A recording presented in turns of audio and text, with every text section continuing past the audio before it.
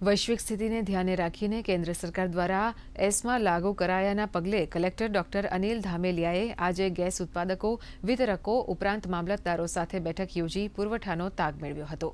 આ બેઠકો બાદ કલેક્ટર ડોક્ટર અનિલ ધામેલિયાએ સ્પષ્ટ શબ્દોમાં કહ્યું છે કે વડોદરા શહેર અને જિલ્લામાં ઘરેલું ગેસના ગ્રાહકોએ કોઈ ચિંતા કરવાની જરૂર નથી। ગેસનો પુરવઠો યોગ્ય માત્રામાં છે।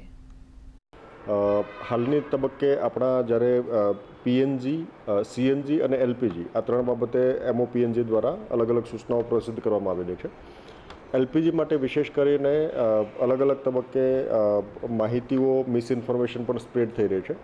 આ તબક્કે વિશેષ આપણે આ ત્રણેય કંપની જે ઓઇલ માર્કેટિંગ કંપનીઓ છે એમના આઈઓસીએલ, બીપીસીએલ અને એચપીસીએલ એમના રિપ્રેઝેન્ટેટિવ સાથે આજે મિટિંગ પણ કરી અને મિટિંગની અંદર એમના સ્ટોક પોઝિશન વિશે ચર્ચા પણ કરી। હાલના તબક્કે આપણને એલપીજીની પૂરતી આપૂર્તિ થઈ રહી છે, એમના સ્ટોકની અંદર ક્યાંય તંગી નથી।